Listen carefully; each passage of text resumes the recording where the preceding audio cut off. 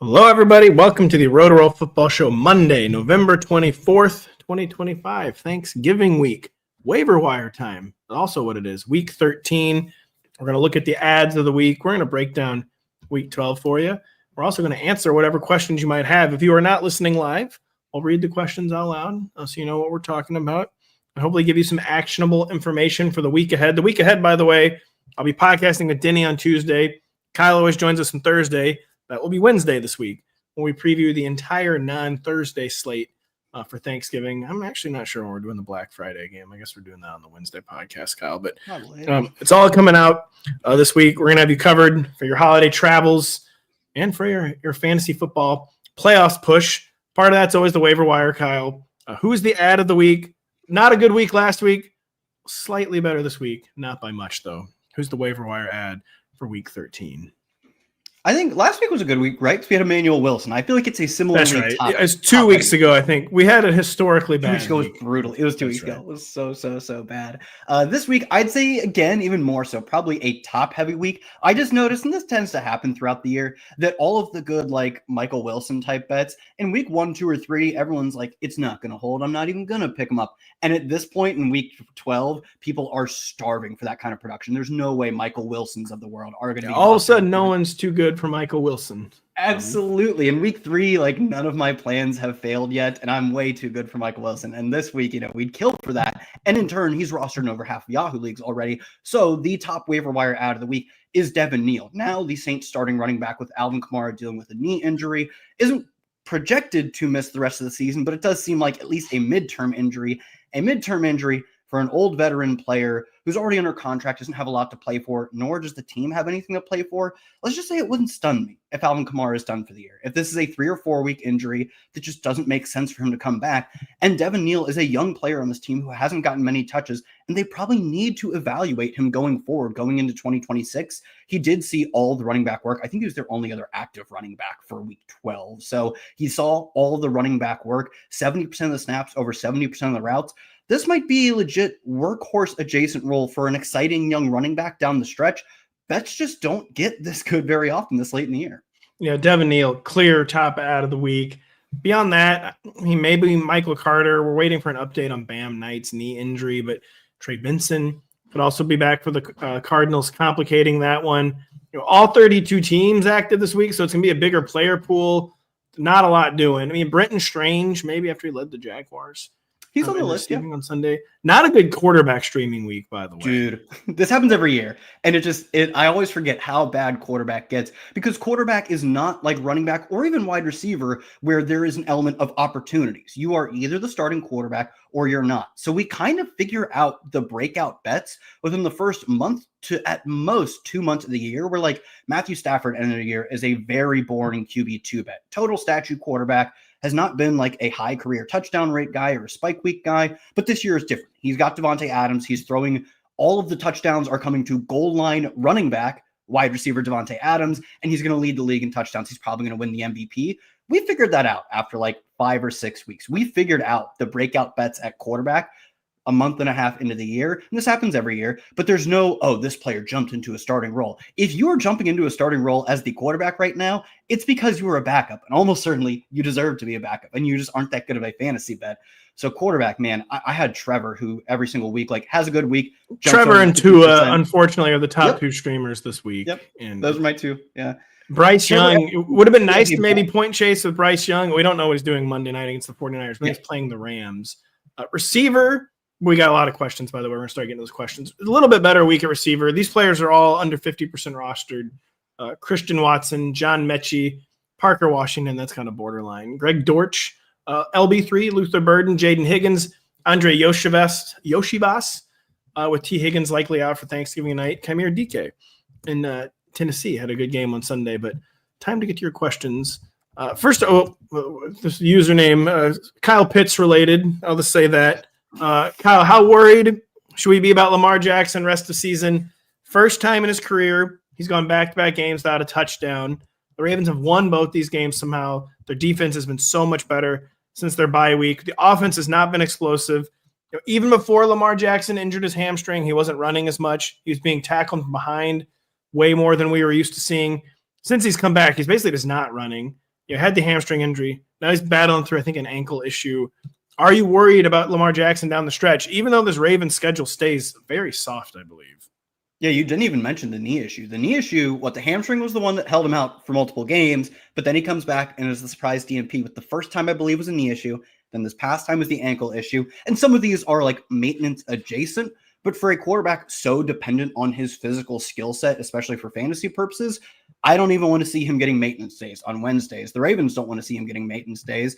And the fantasy outlook is way worse, given that I think they are limiting. I mean, the stats show pretty clearly they are limiting his rushing potential. He is seeing way fewer design carries this year than like any other year in his career. In total, he's down to 30 yards per game. My MVP, my near 3-time MVP, Lamar Jackson, is, I knew it was low. This is lower than I thought.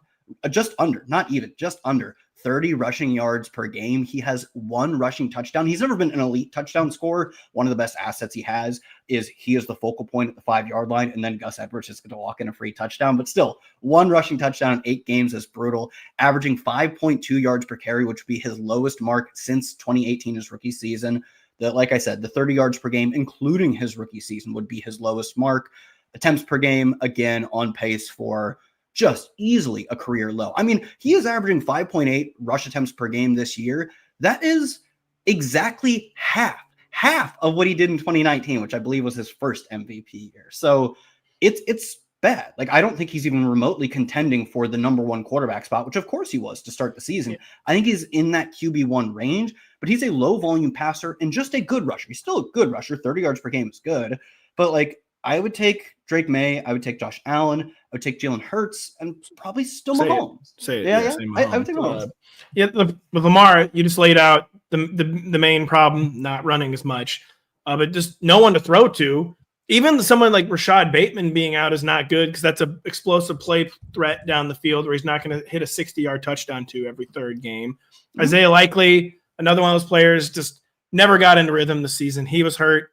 It just isn't happening for Likely, and it's just not a good Derrick Henry struggling by his standards, so it's just not a good Ravens offensive environment, all conspiring to make Lamar someone who is not carrying fantasy teams the way we are used to seeing. This one's probably kind of easy. I think I can answer this. Now, I had high expectations for Rashid Shaheed in Seattle, where maybe the floor would be a little lower. I thought we'd see some spiked weeks. He's a perfect stylistic fit for this offense that wants to like kind of reel you in, lull you to sleep with the run, and smash you with the deep ball. So someone's asking if they should cut Rashid Shaheed. All those opportunities are just going to Jackson Smith and Jigba, though. It's like actually stunning. Rashid, he can't get any looks. He has 3 catches for 30 scoreless yards in 3 games as a Seahawk. Stands to reason at some point he's going to hit a long play. But bye week's coming to an end soon. The playoffs are starting. Rashid Shaheed, Kyle, I think if you have a roster crunch, you could regret cutting him, but he's the kind of like tactical cut you're going to have to make this kind of year, and I do not think you'll necessarily regret cutting Rashid Shaheed. Anything to add to that? No, I mean, we've talked about this in years past, but even for good players, even for players who like Shaheed knows I almost call it the Saints offense because to him it was the Saints offense. It was Kubiak's offense. To him, even though he knows the offense, even though he was productive in New Orleans, it just really is hard to get on the moving train. That's like a Mike Tomlin quote, I think, but it was true for like Amari Cooper and DeAndre Hopkins when they were traded to contenders last year. We see this every year where it just is not the easiest thing to do to join a team mid-season and be the same player you were pre-trade. So yeah, he will probably have not only a spike week, but like a 4 for 120 and 2 type of game before the end of the season or maybe during the playoffs, but you're not going to be starting him for that game. I think he's a player, like you said, it's tough cuts season and he's kind of an obvious, not tough cut season. It's just all 32 teams playing this week, then buys come back for one more week. I will not have him in the top 48 at wide receiver, aka wide receiver 4. So just unfortunately a name you might not want to cut loose. You got to send back to the waiver wire. Laplandish wondering if C-Rod is worth adding. Chris Rodriguez, if you don't know who C-Rod is worth adding if he has to drop Keaton Mitchell. Commander's schedule looks good. I wonder about that. I don't know if the schedule could really look good for the Commanders at this point. No offense to Laplandish. He's here every single week. How do you feel about adding C-Rod, who seems like he went into their bye week as kind of the number 1 back? I'm not sure if that really counts for anything in Washington. How do you feel about adding Chris Rodriguez, Kyle? Yeah, he absolutely did. I mean, there was speculation that JCM was going to be healthy scratched like 2 weeks ago because I think they called up a practice squad running back. They ultimately didn't do that, but we saw this 2 or 3 weeks ago where Chris Rodriguez, I want to say injured his shoulder or his ankle, a bunch of players dealing with those things. In the first half of a game 3 weeks ago, he clearly outcarried JCM. Then he doesn't play in the second half. The very next week after that, which I think was 2 weeks ago now, he gets what I want to say was 15 carries, easily outcarries JCM. I don't really get the point of them treating C-Rod as their top running back because this is a lost season for the team. I think it's time to just be in evaluation mode and see what guys like Jalen Lane and Luke McCaffrey and obviously JCM have, even like Ben Sinnott. Like, is he worth keeping on the roster into next year? Probably should try and find out, but no team actually fully commits to like, let's tank this final month and just evaluate the rookies. Let's try out a UFL team if that ends up being what it is. I do think Chris Rodriguez is the player they trust to potentially push to 15 carries in a game. So I am treating him not only as a solid waiver wire ad, but the team's committee top running back. We have a companion Commanders question here also from Laplandish. What does our Jalen Daniels crystal ball say? Let's say Jalen Daniels, say he comes back from the elbow injury this week, Kyle. Will we rank him ahead of a struggling Lamar Jackson? How do you feel about Jaden Daniels for the stretch run? We're definitely a situation where if he's going to need an extra week, they're going to give it to him because they don't want to play games with his health with the season totally lost. How do you feel about a really important player heading into the stretch run in the fantasy playoffs? He's not been playing that well this year. And part of it is the injuries, right? But he does not look like the true MVP contender he was last year, much like Lamar Jackson, just dealing with injury after injury after injury. Sort of unlike Lamar Jackson, I do think this Cliff Kingsbury offense pretty much instantly reached its ceiling last year, which was a really good ceiling to reach for a rookie quarterback. But even like minor adjustments to what the Cardinals, obviously, what the Commanders are doing seem to have really punished this Commanders offense and Jaden Daniels specifically. Also, they've just simply been crushed by a lack of pass catching talent. Terry McLaurin has played like 2.2 healthy games this year. Deebo Samuel has been a useful sort of chess piece for the team, but imagine if the chess piece could just like move 2 spots in every direction. Like, he does a lot of things at a decent level, but I think he's still on pace for his worst career year in yards after the catch per catch, if not his worst, his second worst in yards per route run as well. He's not complete dust, right? But he is really regressed from what he was 2 or 3 years ago, and he's been forced to be the team's top wideout. And he's such a specific type of player that you do not want to be your top wideout. So not to say it's all Jaden Daniels' fault. I do think he's struggled to adjust to the adjustments. Cliff, the same thing. The offensive weapons just have not been there. But I would probably still rank him behind Lamar. And we just talked about Lamar does not rank where you think he should. Yeah, Jaden Daniels will probably end up being more in like the QB 9 to 12 range. I feel like when it comes ugly, back. But like, I think you're right. Where obviously the top 3 upside will be there any given week, but just probably need a greater acknowledgement of the downside, considering the way he struggled. And then, as you pointed out, how bad the offensive environment has gotten. Shaolin Joey, who's here every week. I think he changed his username, but hello, Joey. He's given Stephon Diggs' inconsistencies. Can we still trust him over guys like the aforementioned Michael Wilson, who's going absolutely bonkers? A stat I have in my article Monday, by the way, 18.3% of Michael Wilson's career production has come in the past 2 weeks since Marvin Harrison Jr. Got his appendix removed, Kyle. Now, how do you feel about Steph Diggs? Very inconsistent. We're always ranking him in the top 24. But yeah, been one of the more inconsistent guys in all of fantasy football. Yeah, he doesn't run a full complement of routes. The Patriots have surprisingly put together a really good defense this year. I know heading into week 12, they were like 5th in points allowed in the positive way. The defense allowed the 5th fewest points. Drake May still hasn't had a 300-yard passing game, even though he's been he's been one of the most efficient quarterbacks in the NFL. But the Patriots like to play relatively balanced football. They like to rotate their receivers around. They like to throw deep to players other than Stephon Diggs. It doesn't matter who that player is. When Kayshon Boutte's out, it's Matt Collins or it's Kyle Williams. When Kayshon Boutte's in, it's Kayshon Boutte. So to me, Diggs is like a part-time underneath player on a really good, but maybe not that fun offense. So they could be more fun. Like Drake May could just throw 40 times a game and it would be awesome, but he doesn't. And they're winning games. So they're not going to change that. If you told me MHJ remains out next week, I'd rank Michael Wilson ahead of Diggs. I wouldn't even consider it. Like, it's just so obvious to me. Yeah, no, you got to rank Michael Wilson ahead of Diggs. And Diggs is the guy, I think he's been coasting in the wide receiver 2 ranks pretty much because of buys. And week 13 will be like a little bit of a truth serum week, like getting ready for the fantasy playoffs. Because again, no buys this week. They come back for one more week in week 14. But with the whole player pool out there this week, there's going to be rankings that you see like, wow, I've been starting Steph Diggs as my wide receiver 2 for 6 weeks. How is he only like the wide receiver 31 this week? It's because the whole player pool is there, and kind of like we're finally going to get a snapshot of where people really are in terms of the entire player pool. And Steph Diggs, I think, is going to be lower, much lower than we've probably had him the past 5 or 6 weeks. Ezra was wondering, should he be starting Kenneth Gainwell over Jaylen Warren? Are there better days ahead for Jaylen Warren? Gainwell's been on a tear.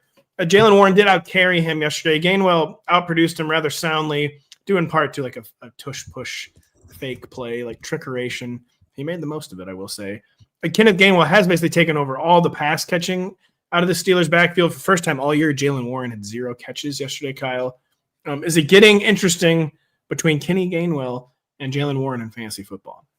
Yeah, I'd say getting interesting is a fair way to put it, especially this coming week when the Steelers play the Bills, who just get gashed on the ground. Like, no team has been more disproportionately beat up specifically by running games versus their pass than Buffalo. I would say I'm still going to take the lead back on the first 2 downs versus the very obvious pass catching back, which is Gainwell. Like you said, Jaylen Warren projects for like 1 catch every week. Gainwell is going to easily outroute him. He's got 20% target shares. I mean, over 20% target shares in back-to-back weeks. Caught 6 passes in week 12. If this was a game in which we didn't expect the Steelers to run well and there would be negative game script, you could honestly pitch me on just taking the PPR points for Kenneth Gainwell. But even though negative game script almost certainly likely versus the Bills, when they do run, it's going to be very effective. Like, we've seen every single team face the Bills and just beat them up on the ground.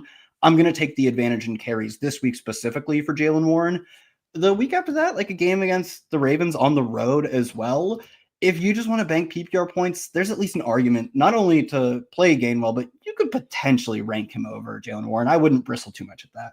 I would, if I were the Steelers coaching staff, I would be thinking about giving Kenneth Gainwell a little bit bigger role. Every time Jaylen Warren's got banged up this year, Kenneth Gainwell comes in pretty impressive on all 3 downs. But I think you laid it out well. Jaylen probably still has a little advantage there. First off, Stuntman Chuck, thank you so much for the kind words. Now, Stuntman Chuck, to answer your question. Maybe too early for this. Dak versus the Chiefs, Thanksgiving Day, or Bo Nix against the – it's not – this is Chuck. This is Mahomes. Or no, excuse me, sorry, it's Dak. Even with the Chiefs defense – Chiefs defense is a wagon. Like, they're a bad matchup. They're not a worse matchup, though, than the Philadelphia Eagles. The Cowboys' offensive identity is pass first, pass second, pass later. They're kind of throttling off Javonte Williams. Dak has become a guy where I think you just got to trust he's going to get his numbers. I didn't do it in the Guillotine League. I started Jared Goff over him. Are you getting axed? Well, it depends on what Christian McCaffrey does Monday night. But I think Dak, you don't bench Dak, especially not for Bo Nix. Do you agree with this, Kyle? Yeah, totally. You laid it out. I don't have anything to add to it. Dak is just putting up video game numbers through the air. If they're playing a tough matchup like the Eagles, oh no, they get behind and Dak gets to throw 40-plus times to 2 of the best, the best receiver tandem in the NFL. George Pickens is so good that I'm thinking if he's better than CeeDee Lamb, who's like a top 5 receiver. They're both so good. Like you said, they're not quite as committed to Javonte, especially just the Brian. They're throttling off the running game. They're just kind of like, that was nice, that was kind of fun, but we weren't really winning many of those games when Javonte Williams, who was overachieving, but it's kind of like the class. What do you win when you win? When Javonte Williams overachieves? Turns out not a whole lot. We totally need to chuck the ball all over the yard. Yeah, they're chucking the ball over the yard with the best receiver tandem in the NFL. It is, like you said, it's a tough matchup versus KC, and it's a good matchup versus Washington for Bo Nix. But, give me the KC-Dallas shootout where it might be 3 picks, right? Like, we might have a, quote, struggling performance from Dak. It will not matter for fantasy. It will not. Kyle Monangai, he's back in the news, as it were, the fantasy football news, because he outsnapped DeAndre Swift for the first time on Sunday. I believe outcarried him also for the first time when both backs were healthy. Of course, he went dawdle mode when DeAndre Swift missed a game. It just seemed like a change they needed to make Kyle Monangai their preferred early down back. He got the touchdown yesterday. Swift lost the fumble. As I said on our Sunday night podcast, the lost fumble, have a hard time really saying was Swift's fault. I don't know why they didn't blow the play dead. But we thought this change might be coming. It didn't come at first. Maybe just better late than never. Do you think Kyle Monangai is going to have the early down advantage over DeAndre Swift moving forward for the Bears, Kyle? I kind of think so. It's the exact, to the number of games script we saw with the Rico Dowdle-Chuba Hubbard split, where, like you said, Dowdle had maybe the best 2-game stretch for any running back this year, was like week, I don't know, 6 or 7, and they immediately recommitted to Chuba Hubbard as the starter. It was a committee when Chuba Hubbard returned, but it was a committee in which he was the lead back. They did it for 2 weeks, just like the Bears have done. And 2 weeks was the perfect amount of data for them to realize we've got one running back who deserves to see more touches. And it was originally the backup, now probably the starter. It wasn't a complete domination of the backfield touches this week for Kyle Monangai.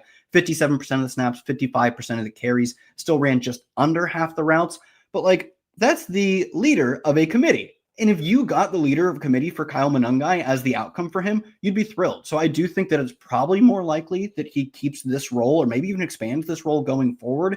And it puts him at least in the RB3 ranks. We know the Bears kind of want to protect Caleb in some capacity with their running game, which in general can be successful.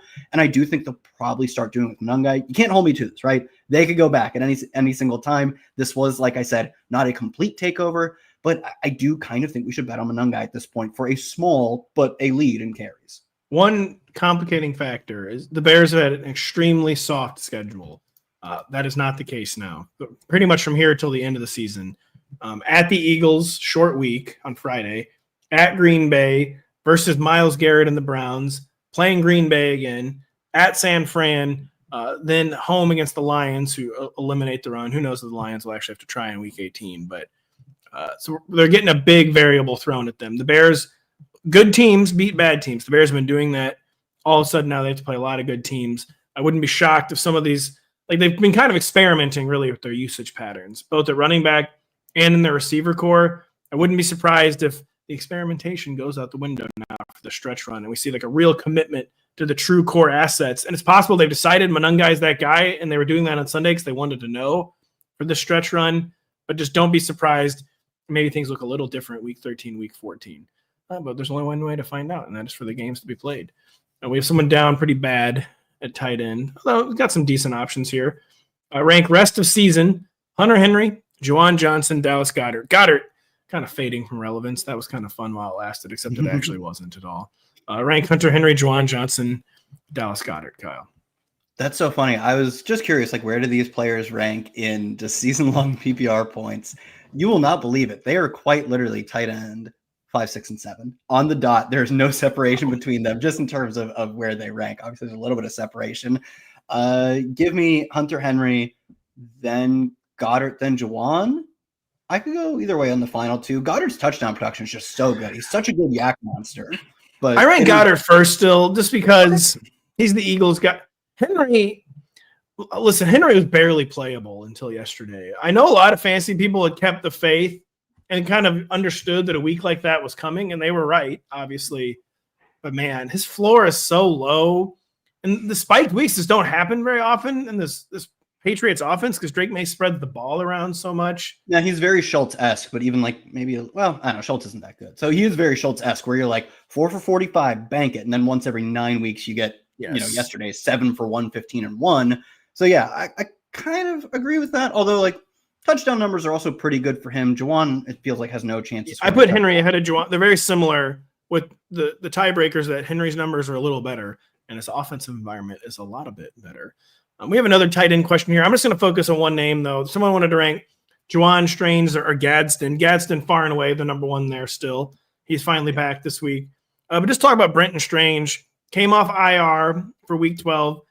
Leads the Jaguars in receiving. I was to say out of nowhere. We had decent expectations for Brenton Strange coming into the year. I had him on a lot of teams.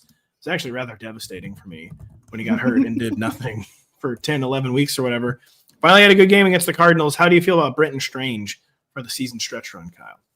Speaking of players who, like, he's going the opposite of Hunter Henry. I don't really know what the ceiling is. Like maybe last week's 5, yesterday's 5 for 93 was kind of the ceiling outside of he could have scored, you'd like to see him score a touchdown, but the floor is really strong. In games he's finished, he left, I believe it was the Chiefs game early. In games he's finished, he has at least 3 catches in every single game. He has 4 in all but 1. He has at least 45 yards in every single game but 1. It's a small sample, but it's also a small sample in which pretty much every week he's putting 4 for 40 plus on the field. Still has not scored his first touchdown of the year. So I do think maybe, and I mean, look, that is very clearly a Trevor Lawrence stat because he's thrown 14. He's also running 5. So he doesn't score a ton of touchdowns and then he steals some with his legs. So maybe it's more of a PPR yardage catches kind of play. But I do think Strange is a pretty good rest of season bet in terms of he's free right now on the waiver wire. and he's going to project similarly to guys like you've listed, specifically Juwan and like Hunter Henry from the last question. As you point out, Gadsden by a mile, though, if we're given the correct answer. Gadsden by a mile. Strange should be, I'd say, 100% rostered in 12-team leagues. There's still like this weird stigma that people have against rostering more than one tight end. I think that's mostly faded away. That used to be like a thing in fantasy. Don't roster multiple tight ends. Either have one or to stream. It's become a market inefficiency to roster multiple tight ends, though, because receivers, it's just so picked clean. Strange could be an interesting guy in your tight end spot or your second flex spot down the stretch. I don't remember what this is in reference to, but PBD OTC here every week. He said the bank examiner just called the house phone, and I told him to keep it locked to Rotoworld. So, yeah. Listen, doing the Lord's work out there, PB. I'm going to catch up on my loan just in 2 weeks. I just need Bucky Irving's finally back this week, all right? He's back. So you're going to get your money soon. Don't worry about it. Metal like Mask and subscribe. 3. Of course, bank examiner. Bucky's coming back. Like and subscribe. Metal Mask 3, wondering, has Davante Adams obliterated Kyren Williams' RB1 value with all the 1-yard touchdowns? It kind of started as a vague bit from us, but not even really. The Davante Adams is the Rams' goal line running back. It's just basically impossible to argue with that at this point. He is their number one option at the goal line, Davante Adams. How badly is this hurting Kyren Williams, Kyle? Yeah, it's not great. Like it's not like he has not scored any touchdowns this year, but he only has 6. And it's not only Davante Adams. It's a big part Davante Adams, but he's also losing a little bit of work to Blake Corum. And Kyren was the perfect archetype of when he gets all of the work, he's an RB1. When there's a running back 2, not even a committee, just they mix in the RB2, it becomes rather painful. And the fact that they have an RB2 that mixes in a little bit, Corum is mixing in more than he did last year, and an RB2 goal line back, which is just a wide receiver that steals a ton of goal line work. Earlier in the year, I was saying like, Kyren's kind of flirting with being outside of the RB1 ranks because of Corum, but this next level of Davante Adams touchdown scoring, I think fully pulls Kyren out of the RB1 ranks. Like even in good matchups, I'm not really sure if you can put him in there. Yeah, it's quite unfortunate, but just he's got trouble on multiple fronts. He's got Davante chipping away at his touchdown equity. He's got Blake Corum chipping away at his touch equity. The thing is, he couldn't close out the game last night. I was really thankful for that. If Kyren had gotten a few more yards, it might have been totally over for me in my guillotine league. It's already probably over anyway, but it could have been totally over. Yeah, things not going as expected for Kyren Williams. If Trey Benson is back this week, who are you going to cut for Source C3? C-Rod, Tootin, Sharbs, as he were known, Woody Marks, or Benson. I guess which of these running backs are you cutting, Kyle? They have to like pull them off IR, so one of them has to get cut. I would assume is the that's true. That makes sense. So that's why Trey Benson gets included in the question. Probably. I would honestly say C-Rod over Tootin. Okay, cool. Yeah, it's probably Tootin though, where he had his moment, he got hurt, they immediately reverted to the pre-injury. Even though he played week 12. Like Tootin just can't surmount Travis Etienne no matter what he does. He cannot get in the fast lane and pass him. And Tootin, talk about a tough cut. Probably someone you have to cut for the stretch run. What do you think? Yeah, but Pat, what if I don't want to? Like you seem to have forgotten that I don't. Cutting C-Rod, it's not like you're going to care. I mean, who cares? I cut C-Rod. I think maybe the best I can pitch Tootin as is if let's assume that this is like your bench and there's at least one starter ahead of these guys. Like I've got Bijan and then a stack of guys that are mixing in for that second running back spot. Tootin clearly, I mean, to my eye, looks like a good football player. Looks like every now and then, like when he isn't hurt, the team does want him to be a meaningful part of the committee. Like we saw 2 weeks ago, then he gets banged up and then they play him. He gets 7 carries to Travis Etienne's 15. I think in the first half of week 11's game, he out-carried Travis Etienne. I think they really did want him to be a big part of the offense. We saw this early in the year too. He was, again, pushing for a high-level committee role. Then he banged up a shoulder and they kind of just put him on ice for a few weeks. So I think there's a chance that he still breaks out late in the year. We are already getting to late in the year though, but there's a chance that he either reclaims that committee role or he's just one of the best backup running backs if the starter goes down type of bets to make. C-Rod's in a no man's land of where he definitely projects for straight up more fantasy points than Tootin in week 13. Like, I can't pitch anything other than that as the truth, but does having him projecting for like 9 points versus Tootin for 5, does that like move the needle for your roster? Maybe it does. I have teams where that does move the needle, but if that doesn't move the needle, I would personally be trying to hold Tootin. Yeah, that's probably a good way to put it. If like you just desperately need to bank some points, it's C-Rod. If you still want to hold for some actual contingency upside, overall upside, it's Bashal Tootin. I think you broke it down really well there. Joe Mose wondering, Parker Washington's been pretty solid, including yesterday bounced back on his recent efforts. But with Brian Thomas Jr. probably finally back for week 13, is Parker Washington becoming droppable? Because BTJ is coming back. Strange is back. Jacoby Myers is not going away. It definitely seems like the fantasy ship has probably sailed for Parker Washington, but do you have a counter take? No, I kind of think he'll get a send-off, like last week or yesterday will be a send-off week in which I think he's going to finish as like maybe he'll finish as wide receiver 1 on the back of almost like 20 PPR points. But I do think that's kind of the end of it for him, specifically because early in the year when they had their starting receiver rotation, he was the player who's taken off the field in 2 receiver sets. And maybe that changes with Travis Hunter done for the year, obviously, but I do think it's very possible he just doesn't run a ton of routes anymore once BTJ is back on the field. And it's not like we expect him to be an elite target earner, even if he does get all of the routes. Like his per route numbers in terms of target earning are pretty meh this year, like a 19% targets per route run that has plummeted ever since he took over as a full-time player. The thing is, when you run 95% of the routes, you can kind of give up a little bit of that target earning. So maybe he has some like wide receiver 4 or 5 PPR relevance, assuming BTJ is back, but I don't think you'd regret cutting him. No, you're not going to regret cutting Parker Washington. Parker Washington's the classic. There's always another Parker Washington out there. There probably really is. So not much receiver help on the waiver wire. You can usually find a Parker Washington, though. A friend of the show, Emo Cowboy, says, howdy. Happy Thanksgiving week to the Zero RB faithful. He also says to smash the like and subscribe button. I agree. Emo Cowboy, hope you have a good holiday week. Hope you're listening to our other episodes this week. Really good guy, really good follow on the social medias. Laplandish out here saying someone rage dropped DK Metcalf. Is he worth the waiver wire ad to start over my bozo wide receivers, BTJ, Aroma Dunze? Pretty frustrating triumphant there. DK Metcalf, Kyle, under 50 yards, 4 straight games. Under 60 yards, 6 straight games. He's still like the classic, like ticking fantasy time bomb. Like he's going to have a 100-yard game at some point down the stretch. But man, has he been frustrating. How would you rank? DK Metcalf scores me rostered in 99% of the leagues. But how would you rank just in terms of who we have the most faith in down the stretch between DK Metcalf, Rome Odunze, and Brian Thomas Jr.?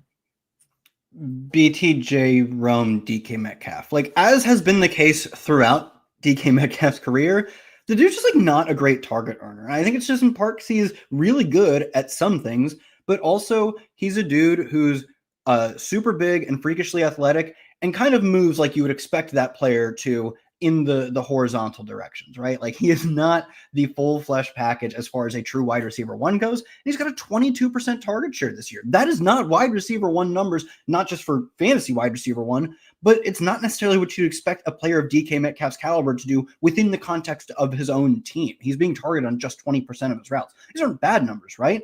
But in the context of the Steelers, a 22% target share is like meh wide receiver 3 fantasy numbers. And of course, Rome has not done anything of the past like month or 2 as well, but we've seen him be a true alpha wide receiver 1, especially early in the season. I think there's potential for them to get back to that. And if they don't get back to that, he kind of just looks like DK Metcalf does right now. BTJ has been a target monster all year. He's just been dreadfully ineffective with them. Maybe this time off helps him. But again, if not, he's getting a wide receiver 1 workload. He's just very inefficient on it. It puts him back in the same range as these guys. So I just think the floor for both Rome, or I guess it's more so the ceiling. The ceiling for both Rome and BTJ is they can really have a strong finish to the season. The only way Metcalf does that is just he randomly takes a long slant to the house, which he like did once earlier in the year, but he's just not going to earn targets at the same level as these other players. I completely agree. BTJ is the number 1 option there. Rome Odunze, pretty similar floor to DK Metcalf, but he's been having a spiked weeks with greater regularity. Still not as often as we would like them to be. He's basically the better version of DK Metcalf right now. So DK, whatever, he's got to be added somehow. But man, I don't know. Talk about an experiment going exactly as we expected it would. DK Metcalf, Aaron Rodgers in Pittsburgh. Since it seems like Bucky Irving's going to finally return this week, knock on wood. Famous last words. Is Sean Tucker still worth the stash, or someone like Brian Robinson a better option? Just talk about Sean Tucker here.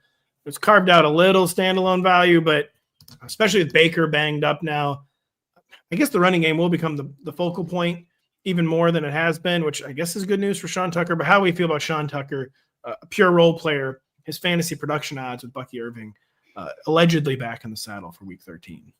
Truly a keep it locked to Rotoworld situation. If he didn't play this week, it would not stun me. I guess my bet would be on him playing, but like Don't set your lineup now and forget about it. I do think once Bucky Irving comes back, there's probably a small role to be had for Sean Tucker. He looks like a really electric 2-down back. He's not the best pass catcher. And of course, they use Rachaad White in that role anyway. Bucky Irving is a really good pass catcher, but he's a good home run hitter. If they need to spell Bucky Irving for a drive or just a few snaps, if I'm the coaching staff, I would probably personally do that with Sean Tucker and let Rachaad White just pick up third down snaps that Bucky Irving, you don't want him on the field for. What is that worth in the context of presumably a Teddy Bridgewater-led offense? It's tough to say. I think if Bucky Irving misses this week, Sean Tucker puts like 15 to 20 touches on the table, and that's really good for fantasy. So in that sense, I'm probably holding him for like at least a few more days until we get confirmation on Bucky, until we find out if he is or is not playing. But once we know for sure that Bucky Irving is in, I think he's not a very strong stash. Maybe you'd still hold him over Brian Robinson, but Brian Robinson kind of looks good. I think if anything happens, I'd probably hold him over Brian Robinson just because I think he has more independent, like workload equity or whatever. Like Brian Robinson is none more, of that for sure. More about like killing the clock, right? And the 49ers just can't really kill the clock much. They don't have a good enough defense. But Sean Tucker in fantasy, he's probably just the classic. He's going to have an impact in fantasy, but it'll probably just mostly be negative on Bucky Irving instead of positive in Sean Tucker's own ledger. So that's probably where we're headed with Sean Tucker. Again, Bucky could really use you back this week, even though most of my teams are dead with Bucky. Yep. I hate to admit it. Jesse Ramirez, wondering if Amarian Hampton is back this week. Seems likely, but we don't know. Got to keep it locked to this website where we update the football news every hour, every day. If Amarian's back, are we starting him over people like J-Mo, Tyrone Tracy, and Devin Neal? The answer is probably yes. I'll just lay out, though, what we expect to see from the Chargers backfield if Amarian Hampton does indeed return this week. Maybe they give him a light workload this coming week, assuming he is back, right? There's no guarantees, but assuming he's back, maybe they give him a light workload. I'd say Kamani Vidal has impressed, but mostly because, if I recall correctly, he did not make the roster this year. They stashed him on the practice squad. They called him up. I think they have since signed him to the active roster. For that kind of player, I didn't really think he was capable of putting up like an RB1 week every other week. I would have assumed that the weeks in between where he was a complete bust would have been the norm. He's outperformed my very low expectations. I don't think for more than 1 week he sees a meaningful percent of the team's backfield. Once Najee Harris went down, we saw the full Amarian Hampton take over, and it actually started working too. I guess that's the big difference too, is we had a very slow, let's call it like 3 or 4 weeks to start the year for Hampton, and he finally started getting more involved, breaking more long runs, started catching passes too. So to me, maybe this week they don't play him in that role. But frankly, I would still think it's likely enough that he gets 15 carries and 3 catches that you easily play him over J-Mo, Tracy, and Neal. I think with Amarian, it seemed like they took their time. I think he's going to be ready to be kind of unleashed. You know, they're coming off the bye. Huge problem, of course, that Joe Alt is out. And this Chargers offensive line, the whole offensive tenor is just going to be different without Joe Alt. It's not nearly as effective of an attack. It did happen at a time where they had the bye week to like kind of install like a grand sweeping plan for the stretch run. So maybe they'll be better than they were when Joe Alt missed time earlier this year. That's a concern for the Chargers, but it seems like Amarian Hampton was not rushed back, should be healthy. And Kamani Vidal just wasn't good enough during Amarian Hampton's absence. He looked like you would expect an RB3 to look, which like he had some good games. He had some really bad games. I don't think he forced the issue, right? And especially when your competition is a first round running back who is getting hot right before getting hurt, you have to force the issue. Dude, we saw Rico Dowdle unable to truly force the issue in like he played like a player who should never be taken off the field, and he was the backup to Chuba Hubbard for 2 weeks. Again, he played like 2 of the best games we've seen all year, and he couldn't supplant Chuba Hubbard for at least 2 weeks. It's not like we saw Kamani Vidal play at any level resembling that. I don't think he forced the issue at all. We got about 15 minutes left. You've been sitting on a question. Now's the time to get it in. We still got some questions to answer, though. A trade question. The deadline is either passed in most leagues or is about to pass. Would we get rid of Jalen Warren and Brian Thomas Jr. for St. Brown? Why is the answer yes, Kyle? Yeah, easily. It's a very easily yes. Like, I'm a Jalen Warren guy. Frankly, I'm a BTJ guy too. But like, what does Jalen Warren bring to your team? Again, I like Jalen Warren. He's a two down back on a very mid team. Like the Steelers aren't terrible. They haven't fully imploded under Aaron Rodgers. They're also not great. And they're not also the Arthur Smith, uber efficient, uber run heavy teams we've seen in the past. So you're just getting a very 2-down RB3 profile.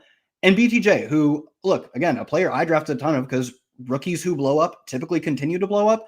has played really poor football this year. And I think the injury risk for him is meaningfully higher than most other wide receiver 2 candidates, because that has been the case all year versus just a locked in top 6 fantasy receiver for St. Brown. Like, just take the layup.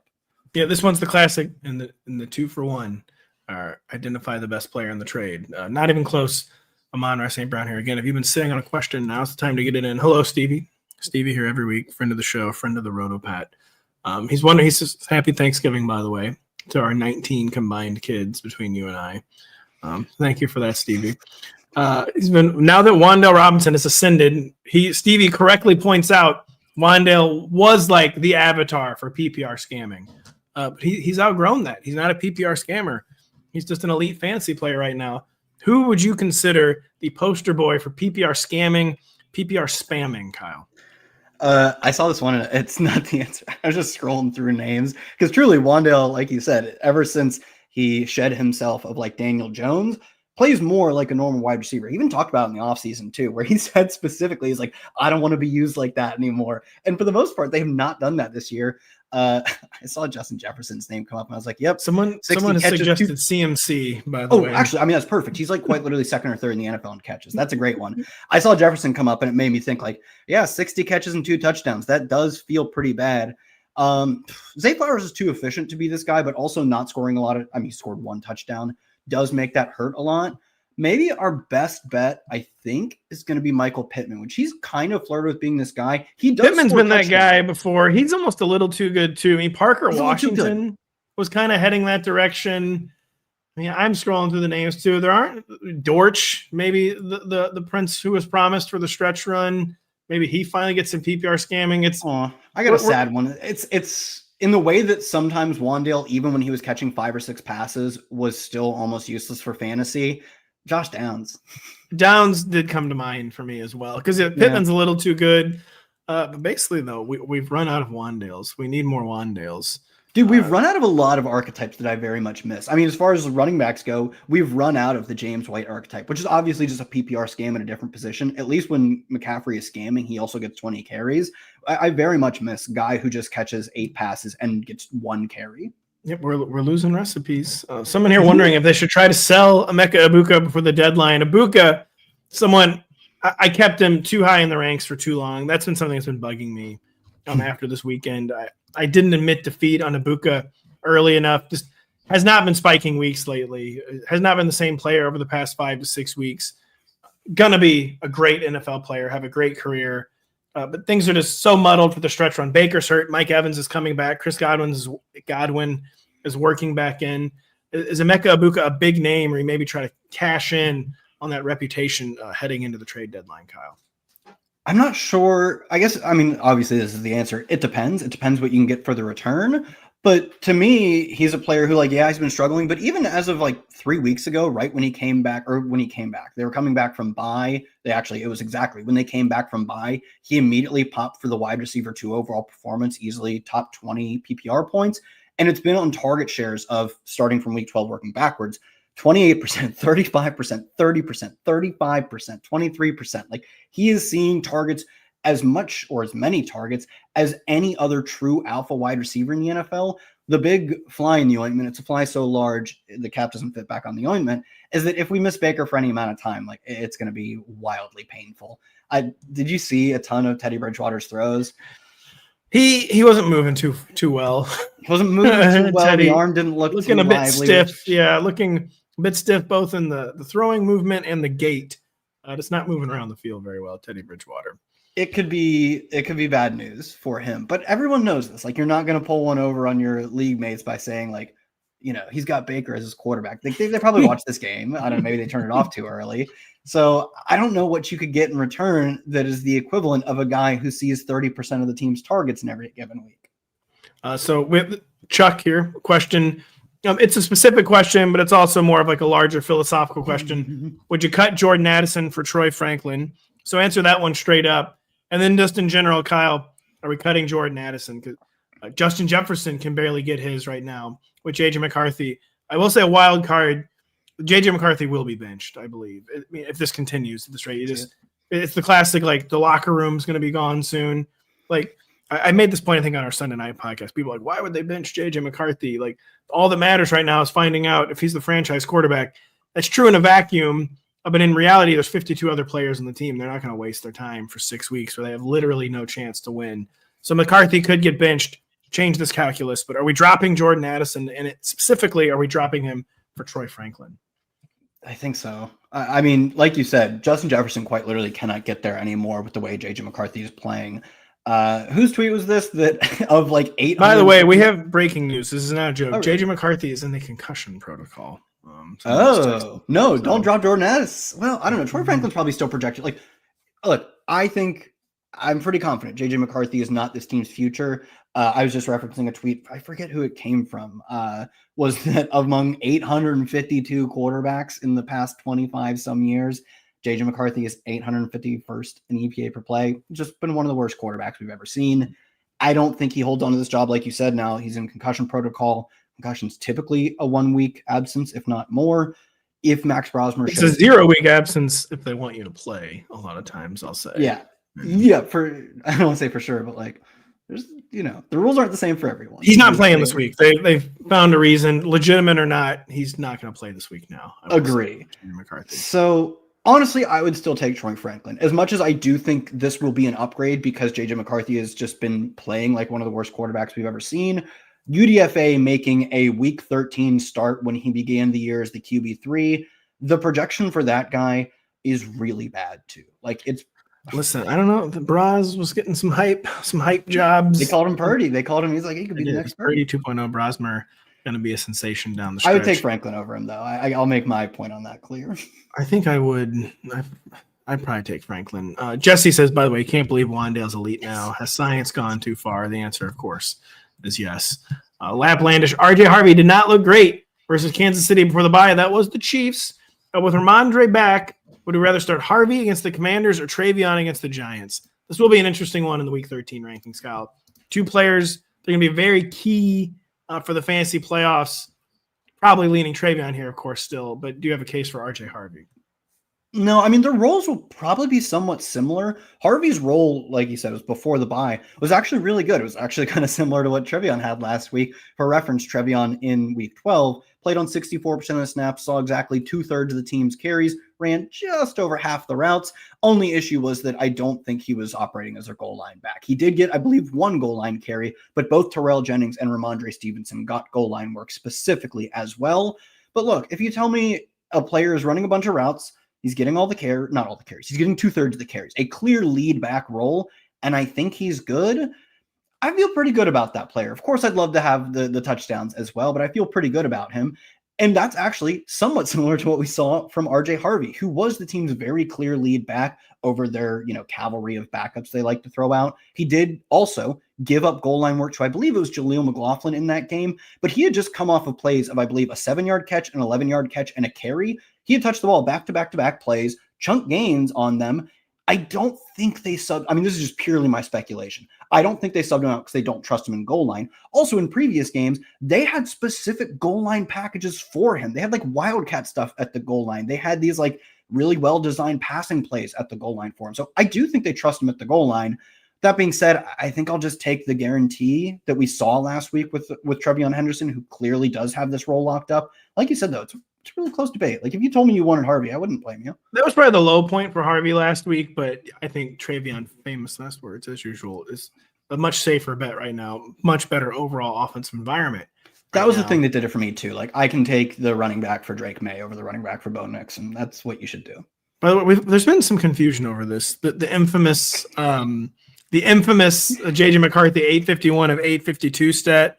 I've had 2 people today tell me that Danny Heifetz was repurposing Anthony Amico's stat. No hate to anyone involved here, but it was Anthony Amico was actually repurposing Danny Heifetz's stat. He gave him a half tweet, whatever that means on Twitter, I forget. So Danny, we would do credit Danny on the stat that is sending shockwaves through the fantasy football community. Shockwaves of we knew he was bad. We've actually also kind of even knew he was this bad, but it's very interesting to see it confirmed. So Danny, I believe, had that stat there. So Kyle, by the way, said he can't hear me. His mic's down. So I'm going to pull up a question. We still got a lot of questions. Yeah. So by the way, McCarthy never been good, never will be good, of course. Thank you, Chuck. We have Galaxy pickers here. Trade CeeDee Lamb, Drake London, and Quinshon Judkins. Wow, a lot of big names for Christian McCaffrey and Smith. Who's Smith? Devontae Smith, I guess. Kyle, can you hear us yet, by the way? No, Kyle can't hear me. Rosters, JT Judkins, Marks, Harvey, and Tootin. Trade Lamb, London, and Judkins for CMC and Devontae. I don't think I would do that. I think you're giving up a little too much fat. Well, CMC is the – someone's laughing at Smith. God, this is a hard one. CMC is the best player in this deal. That is 2 top 5 or 6 wide receiver ones, though, and an RB2. I think I actually make the trade. Oh, man, I don't know. You're getting a guy who's going to carry your team in CMC. You're getting a weekly wide receiver, too, in Devontae Smith. And Kyle, can you weigh in on this yet? Are you back? Yeah. My headphones died. So don't talk over me. This is your warning to not talk over me because it will just refeed back into the microphone. Oh, man. I feel the same way. I think I do stick with the 2 top 5 receivers, even though CMC is as good a bet as any for the running back one overall position. But like I think he could easily go bar for bar with Jonathan Taylor to close out the year. But this is one too. Sorry to give you the feedback, Kyle. I forgot where the rest of his roster is really applicable. You already have JT. Your running back room is set. I don't think you should weaken your receiver room to that degree. So no, actually, do not make this trade. Definitively, no. Do you agree with that, Kyle? Yeah, I'm not as definitive. Like if you told me CMC scores 40, 30, and 30 in the playoff weeks, and you're like, he's the guy you had to have, you couldn't win without him, I would believe it. I think he's already scored well over 30, like 2 or 3 times this year. So I'm a little less definitive than you. Also, London banged up in the midst of a very, very, very lost season. He's banged up, and someone points out it's also Kirk Cousins, but listen, El Kirko, it's not going to be pretty. El Kirko normally gets the job. He did not get the job done at all. He's not been allowed to play with Drake London ever. I think this is legit. I think this is like a conspiracy. They're punishing Kirk. They can't keep Drake out forever, though. He's going to be back. And I think El Kirko is going to find a way to make it work with Drake London, Kyle. Maybe. I don't know, man. He's been terrible this year, and he was terrible last year, too. Like, if you told me he just has nothing left and he couldn't even get Drake London to work, I don't think it's the most likely outcome. But, like, I would believe it. He's, like, bottom 3 or 4 in EPA per play this year. He's been absolutely dreadful. Like you said, he hasn't played with Drake London, which is going to make his stats look worse. You look better when you have good players around you. But he also got benched in the middle of last year when he was being paid, what is his contract, like $180 million or something? He's bad. Like, he's real bad. So I do think he could tank London. Maybe not the most likely outcome. He won't. This is El Kirko's one last job. He's not going to tank London. We're sorry for the technical difficulties, by the way. If you got a question, got a couple minutes left. We're going to answer a few more questions. Benjamin David, very loyal, longtime listener and viewer. With J.J. McCarthy in concussion protocol, a.k.a. benched, is Jefferson back to being a high-end wide receiver 2 with the Bras, maybe even back in the wide receiver 1 mix, Kyle? Max Brosmer, sight unseen. Is he going to save the Minnesota Vikings fantasy season? I'll say high-end wide receiver 2, because he truly wasn't even putting up high-end wide receiver 2 numbers with J.J. McCarthy out there. But I said this before. I said this earlier in the show. Our expectations for a QB3 UDFA making his first start mid-season, late in the year as a rookie, they have to be low, right? Like, this player more often than not is not in the NFL next year. With that being said, we talked about the Danny Heifetz tweet. J.J. McCarthy has been the worst quarterback we've ever seen. So even if we say what you will about the Bras, our guy's not going to be the worst quarterback we've ever seen. You're right. He is not. He might be quarterback. I think the number was 852. Out of 852 qualified quarterbacks, he might be quarterback 797. 741 is be totally fine. And it would be better. And it would be better if he was quarterback 797. So I think it's an upgrade. It's just a question of, is it a small upgrade? Is it the lesser of two evils? Or do we get like median quarterback play from Brosmer, which, given the setup, the awesome skill position core for the team, the great coaching, if he ended the year as the QB 22 in EPA per play, I would believe that. We've seen you're aiming way too low. He's going to be QB 14 by EPA per play. You're right. New Josh Dobbs, new Pasternak just dropped. Stevie here is wondering if Baker's supposedly not ruled out this week with sprained AC joint, sillier than the Rodgers Achilles stuff for the Jets last year. Was that, or no? What was that? Yeah, it was 2 years ago. Sorry. No, because as we know, Baker's like actually serious. Unlike Rodgers, Baker is probably dead serious about playing and has already done this. Of course, it almost ruined his career. when he did this in 2021, playing through a left shoulder injury. I almost sort of feel like Baker's just going to play this week, Kyle. It wouldn't surprise me. I don't think he plays, but truly, it wouldn't surprise me. Like you said, we've seen him play through this before. The dude's a lunatic. I do think Rodgers, we know for the Achilles one, this was a level of showmanship. It was purely not because he was playing. This past week, when he didn't play because of the wrist injury, I bet he wanted to play a little bit. I also bet when we got to he's pushing to play stuff, he never had a chance of playing, would be my guess. They told him, Wednesday, you're not going to play. If you want to tell everyone you're pushing, go for it. Baker will legitimately push. I think Baker will probably miss one game to let the initial pain wear off, maybe let some scar tissue develop, and then he'll be back because they're still right in the division race. My best guess is Baker misses one game, then comes back. I agree. I think that'd be my median missed games too. I'd give him 27% chance of playing this week, I would say, which is probably way too high for what it should be, but I guess we'll end the show now. We're running out of questions here. We had really, really good ones, though. Thank you so much for your participation. The show is, of course, not possible without you. We're going to get you covered on everything else all week long. Even with the holidays, the schedule's reshuffled a little bit. All of our typical content is going to be out there. Every player will be blurbed on the 3 Thanksgiving Day games.